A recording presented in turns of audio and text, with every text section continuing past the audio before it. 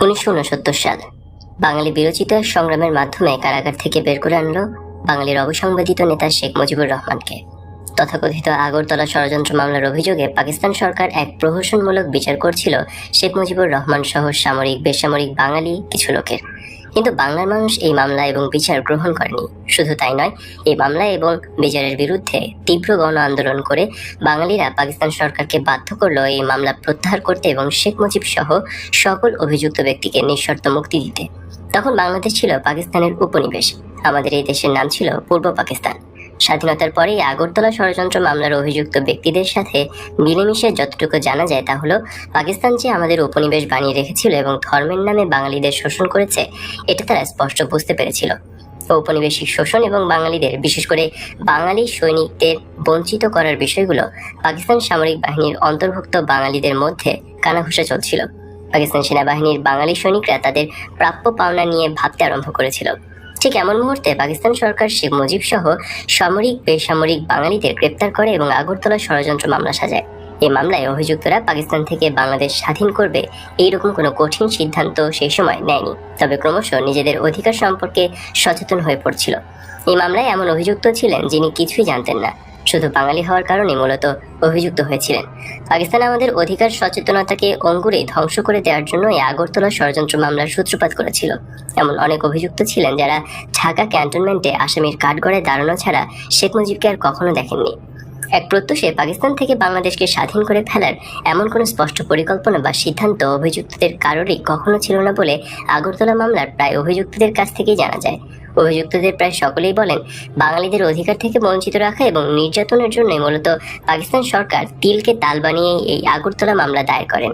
পূর্ব পাকিস্তানের বাঙালিরা পাকিস্তানের বিরুদ্ধে বিরোচিত গণ আন্দোলনের মাধ্যমে শেখ মুজিব সহ অভিযুক্ত সকলকে মুক্ত করে আনে। 1969 সালে ছাত্রনেতা তোফায়েল আহমেদের সভাপতিত্বে অনুষ্ঠিত এক ছাত্র জনতার বিশাল সভায় শেখ মুজিবকে বঙ্গবন্ধু উপাধি দেওয়া হয়। 1970 সালে পাকিস্তান সরকার জাতীয় পরিষদ এবং এর প্রাদেশিক পরিষদের নির্বাচন ঘোষণা করে। মুসলিম জননেতা মাওলানা আব্দুল হামিদ খান ভাসানীর নেতৃত্বে কিছু সংখ্যক বামপন্থী রাজনৈতিক নেতা নির্বাচন বর্জনের জোরালো আহ্বান জানান। মুসলিম জননেতা মাওলানা ভাসানীর বক্তব্য ছিল, পাকিস্তানি সরকারের নির্বাচনী ফাঁদে পা না দিয়ে পূর্বাঞ্চলকে স্বাধীন করার সংগ্রাম শুরু করা উচিত। তাদের স্লোগান ছিল, নির্বাচনে লাথি মারো, পূর্ব বাংলার স্বাধীন করো। অপরদিকে বঙ্গবন্ধু শেখ মুজিবুর রহমান নির্বাচনে অংশগ্রহণের পক্ষে ছিলেন এবং তিনি জনগণকে নির্বাচনে অংশ নেওয়ার আহ্বান জানান। জনগণ বঙ্গবন্ধুর আহ্বানে অভূতপূর্ব সাড়া দিল। গোটা পূর্ব পাকিস্তানে বঙ্গবন্ধু এবং তার দল আওয়ামী লীগের পক্ষে নির্বাচনী জোয়ার বয়ে গেল। নির্বাচনে বঙ্গবন্ধু শেখ মুজিবুর রহমান এবং তার দল আওয়ামী লীগকে বাঙালিরা পূর্ব পাকিস্তানের 169টি আসনের মধ্যে মাত্র 2টি ছাড়া বাকি 167টি আসনে বিজয়ী করল। মোট ভোটে শতকরা 92টি ভোট বঙ্গবন্ধু এবং তার দল পেলেন। বঙ্গবন্ধু শেখ মুজিবুর রহমান সারা পাকিস্তানের সংখ্যাগরিষ্ঠ নেতা হলেন। পাকিস্তানের তৎকালীন রাষ্ট্রপতি জেনারেল ইয়াহিয়া খান বঙ্গবন্ধু শেখ মুজিবকে পাকিস্তানের ভাবী প্রধানমন্ত্রী হিসেবে অভিহিত করলেন, কিন্তু পশ্চিম পাকিস্তানের সংখ্যাগরিষ্ঠ নেতা জুলফিকার আলী ভুট্টো এবং পাকিস্তানের প্রেসিডেন্ট জেনারেল ইয়াহিয়া খান বঙ্গবন্ধুকে প্রধানমন্ত্রিত্ব এবং তার দল আওয়ামী লীগকে পাকিস্তানের ক্ষমতা না দেওয়ার নানান চক্রান্ত শুরু করলেন। পূর্ব পাকিস্তানের রাজনৈতিক পরিস্থিতি হলো আগ্নেয়গিরির মতো।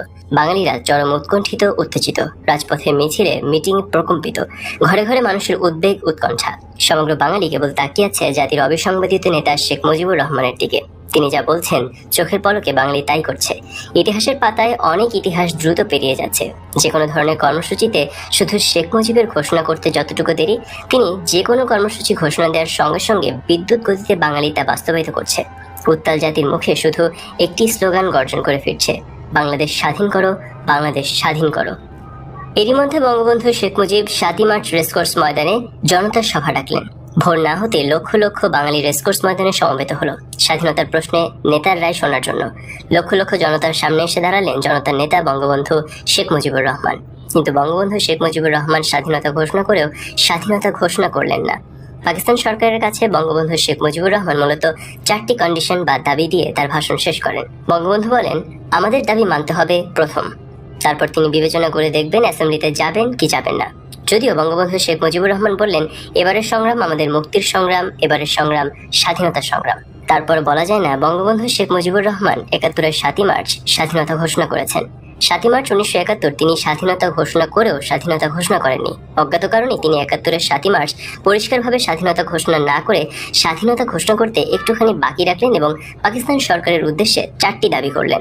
আবার তারই দাবি মেনে নেওয়ার জন্য পাকিস্তান সরকারকে সুনির্দিষ্ট কোনো সময়সীমাও বেঁধে দিলেন না।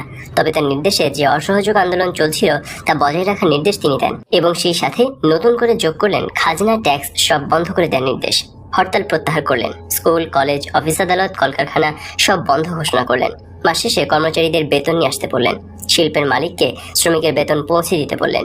রেডিও টেলিভিশন তার সংবাদ পরিবেশন না করলে বাঙালিদের রেডিও টেলিভিশনে যেতেও নিষেধ করলেন। আন্দোলন নতুন মোড় নিল।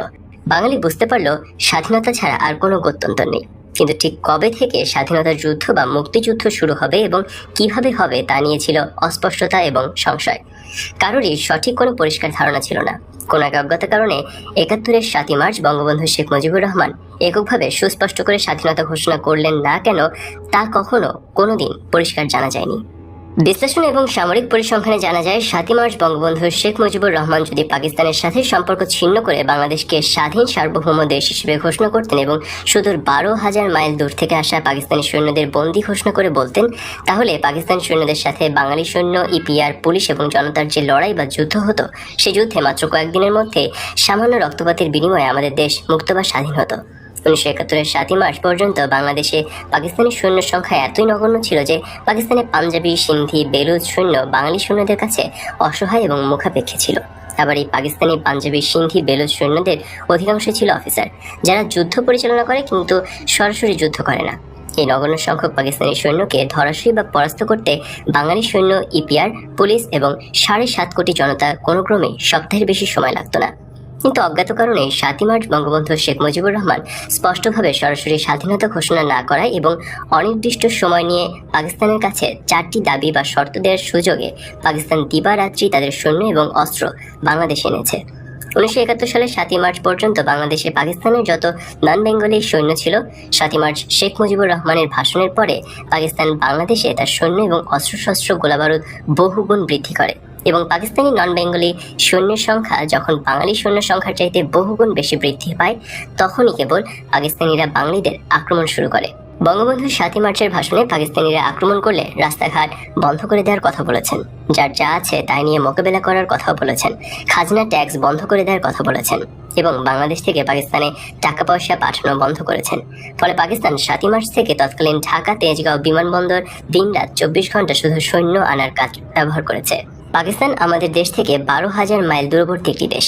শুধু দূরত্বটাই মুখ্য নয়, আমাদের বাংলাদেশ আর পাকিস্তানের ঠিক পুরোপুরি মাঝখানে রয়েছে পাকিস্তানের চিরশত্রু দেশ ভারত। এই মাঝখানে শত্রুভাবাপন্ন বিশাল ভারত টোপকে পাকিস্তানিদের বাংলাদেশে আসা কিছুতেই সম্ভব ছিল না। প্রশ্নই ওঠে না। ভৌগোলিক কারণে অতি সহজে স্বল্প সময়ে স্বল্প প্রাণহানিতে আমাদের দেশ স্বাধীন হওয়া খুবই সম্ভব ছিল, উচিত ছিল। এমন হওয়া বিচিত্র ছিল না যে বিনা যুদ্ধে, বিনা রক্তপাতে আমাদের দেশ স্বাধীন হতো। কিন্তু আমাদের স্বাধীনতার জন্য কার্যকরী ব্যবস্থা না নিয়ে বঙ্গবন্ধু শেখ মুজিবুর রহমান কর্তৃক পাকিস্তানিদের দীর্ঘ সময় দেওয়ার কারণে আমাদের স্বাধীনতার জন্য ৩০ লক্ষ মানুষের প্রাণ দিতে হলো। ৩০ লক্ষ শহীদের সংখ্যা নিয়েও প্রশ্ন আছে। ২ লক্ষ মা বোনদের ইজ্জত দিতে হলো। এই ২ লক্ষ বীরাঙ্গনাদের সংখ্যা নিয়েও প্রশ্ন আছে। আসলে শেখ মুজিবুর রহমান মানসিকভাবে স্বাধীনতার জন্য প্রস্তুত ছিলেন না, অথবা পাকিস্তান থেকে বিচ্ছিন্ন হয়ে আলাদা স্বাধীন রাষ্ট্র তিনি চাননি।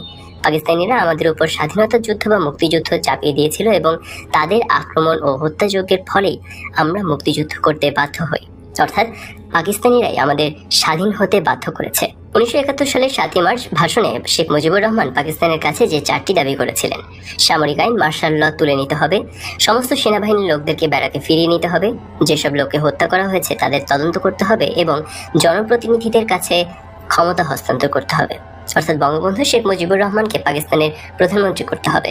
এই দাবিগুলো যদি পাকিস্তানিরা মেনে নিত, তাহলে কি আমাদের মুক্তিযুদ্ধ করতে হতো? পাকিস্তান থেকে বিচ্ছিন্ন হয়ে আমাদের আলাদা স্বাধীন রাষ্ট্র বাংলাদেশ হতো? কবি নির্মলেন্দু গুণের মতে শেখ মুজিবুর রহমান ৭ই মার্চের দাবি পাকিস্তান যদি মেনে নিত, তাহলে আর যাই হোক এই যাত্রায় বাংলাদেশ স্বাধীন হতো না। বঙ্গবন্ধু শেখ মুজিবুর রহমান ছিলেন পাকিস্তানের নির্বাচিত জনপ্রতিনিধিদের নেতা।